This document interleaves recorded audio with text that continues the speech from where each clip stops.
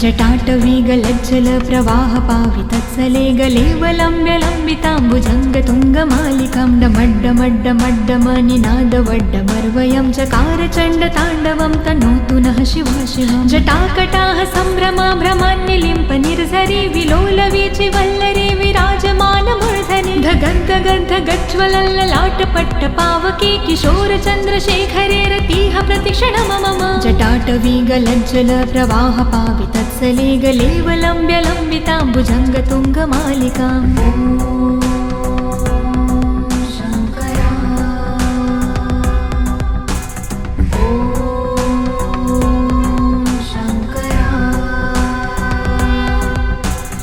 धराधरेन्द्रनन्दिनी विलासबन्धुबन्धुरसुराद्रिगन्धसन्तति प्रमोदमान मानसे कृपाकटाक्षधारिणी निरुद्ध दुर्धरापदि कवचदिगम्बरे मनो विनोदमेतु वस्तुनि जटाभुजङ्ग पिङ्गल स्फुरत्फणामणि प्रभा कदम्ब कुङ्कुमाद्रवा प्रलिप्त दिग्वधूमुखे मदान्ध सिन्धुरस्फुरत्वगुत्तरीय मेदुरे मनो विनोद धुत्तं बिभर्तु भूतभर्तरे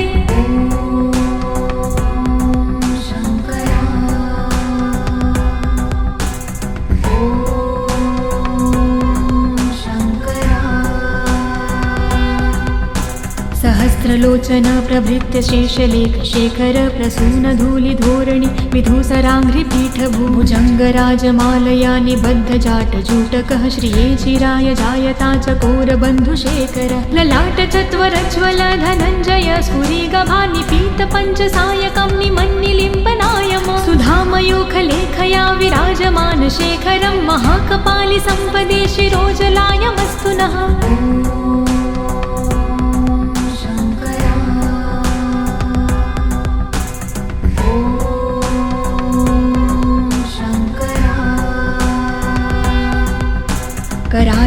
करालभालपट्टिकाधगद्ध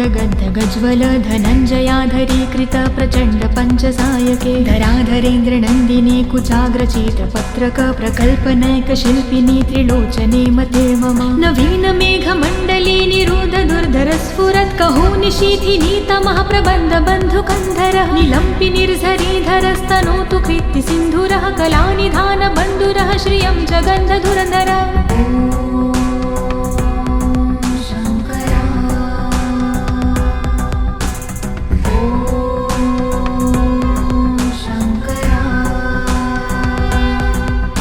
प्रफुल्ल नील पंकज प्रपंच काली मच्छटा विडम्बिकण्ठ कन्धरारुचि प्रबन्ध कन्धरं स्मरच्छिदं पुरच्छिदं भवच्छिदं मखज्जिदं गजच्छिदान्ध कच्छिदं तमन्त कच्छिदं भजे अगर्व सर्वमङ्गला कला कदम्ब मञ्जिरी रसप्रवाह माधुरी वृजम्भणा मधुव्रतं स्मरान्तकं पुरान्तकं भावन्तकं मखान्तकं गजान्तकान्धकान्तकं तमन्तकान्तकं भजे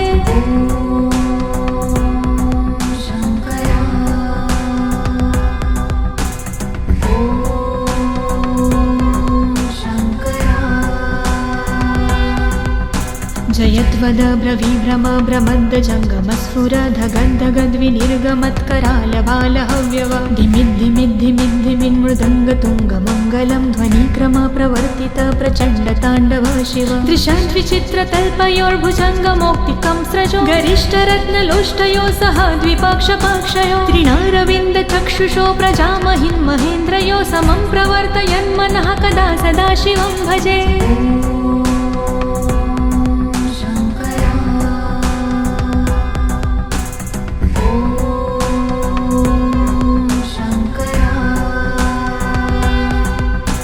कदा निलिम्प निर्झरी निकूज कोटरे वसन् विमुक्त दुर्मती सदा शिरस्तमञ्जलि वहन् विमुक्त लोल लोचनोल लाम भाल लग्नकः शिवेति मन्त्रमुच्चरन् कदा सुखी भवाम्यहं निलिम्पनाथ नागरी कदम्ब मौल मल्लिका निगुम्ब निर्भरक्षलं धूष्णिका मनोहरः तनोतु नो मनोमुदं विनोदिनी महानिशं परिश्रया परं पदं तदङ्गजद्विषाचयः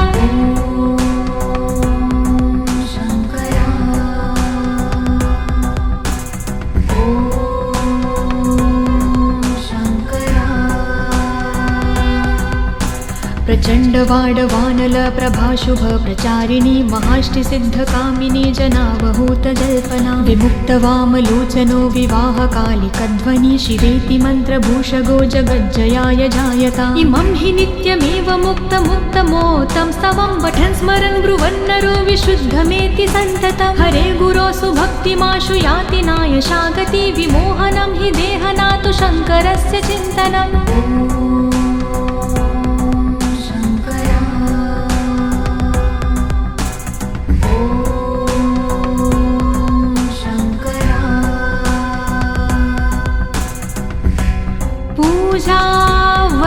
पूजावसानसमये दशवक्त्रगीतं यः शम्भो पूजन्मिदं पठति प्रदोषे तस्य स्थिरा रथगजेन्द्र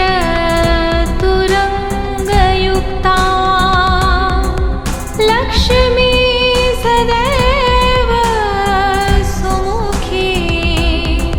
प्रददाति शम्भुः इति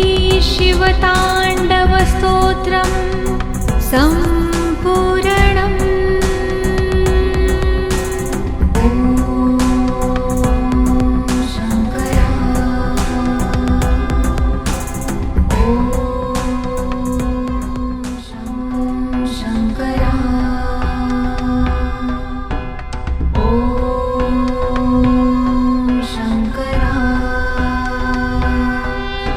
जटाटवीगलज्जल प्रवाह पावितत्सले गलेवलम्ब्यलम्बिताम्बुजङ्गतुङ्गमालिकां डमड्डमड्डमड्डमनिनादवड्डमर्वयं चकार चण्डताण्डवं तनोतु नः शिवा शिवम् जटाकटाः सम्भ्रमा भ्रमान्निलिम्प निर्झरि विलोलवीचि वल्लरी विराजमानमूर्धनि धगद्गगद्ध गज्ज्वलल्ललाटपट्टपावके किशोरचन्द्रशेखरे रतिः प्रतिक्षणं मम जटाटवीगलज्जल प्रवाह पावितत्सले गलेवलम्ब्यलम्बिताम्बुजङ्गतुङ्गमालिकाम्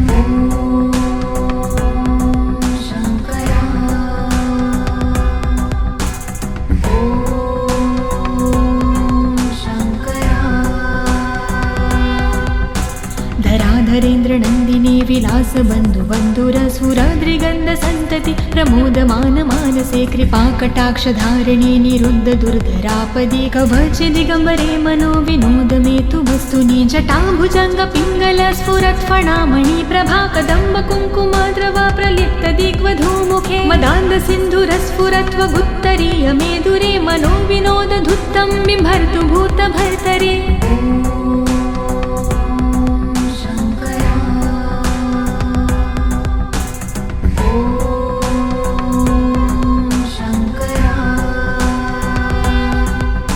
सहस्रलोचन प्रभृत्य शेषलेख शेखर प्रसून धूलिधोरणि विधूसराङ्घ्रिपीठभुजङ्गराजमालया निबद्ध जाटजूटकः श्रिये चिराय जायता चकोरबन्धुशेखर ललाट चत्वरज्वल धनञ्जय स्फुरिगभानिपीत पञ्चसायकं निमन्निलिम्पनायम सुधामयूखलेखया विराजमान शेखरं महाकपालि सम्पदे शिरोजलायमस्तु नः।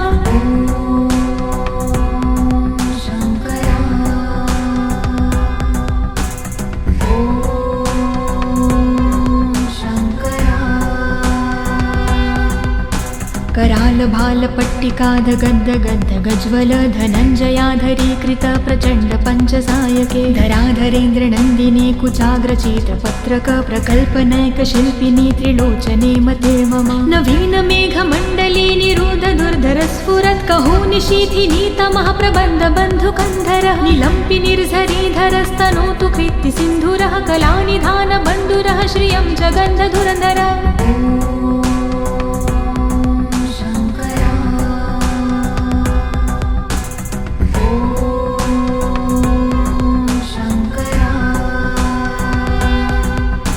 प्रफुल्ल नील पंकज प्रपंच काली मच्छटा विडम्बि कंठ कंधरारु रुचि प्रबन्धकन्दरं स्मरच्छिदं पुरच्छिदं भवच्छिदं मखज्जिदं गजच्छिदान्दकच्छिदं तमन्तकच्छिदं भजे अगर्व सर्वमङ्गला कला कदम्ब मञ्जिरी रसप्रवाह माधुरी विजृम्भणा मधुव्रतं स्मरान्तकं पुरातकं भावन्तकं मखातकं गजान्तकान्धकान्तकं तमन्तकान्तकं भजे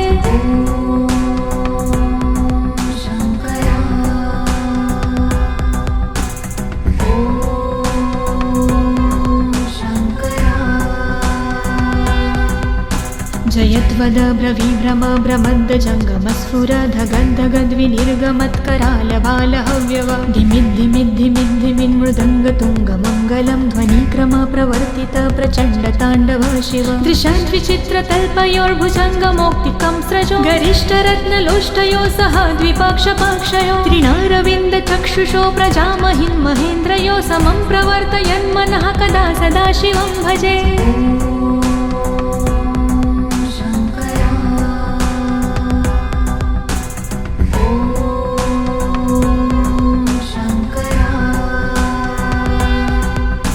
कदा निलिम्प निर्जरी निकूज कोटरे वसन् विमुक्त दुर्मति सदा शिरस्तमञ्जलि वहन् विमुक्तलोललोचनो ललाम भाललग्नकः शिवेति मन्त्रमुच्चरन् कदा सुखी भवाम्यहं निलिम्पनाथ नागरी कदम्ब मौलमल्लिका निगुम्ब निर्भरक्षलं धूष्णिका मनोहरः तनोतु नो मनोमुदं विनोदिनी महानिशं परिश्रया परं पदं तदङ्गजद्विषाचयः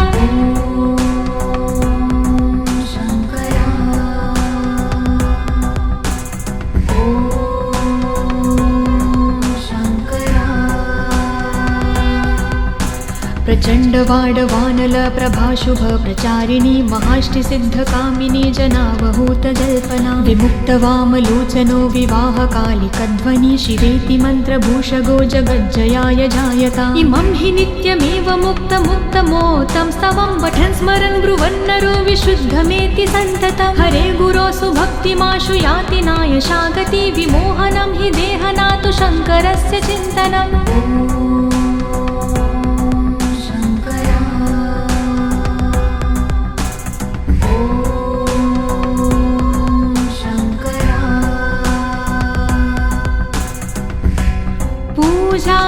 पूजावसान समये दशवक्त्रगीतं यः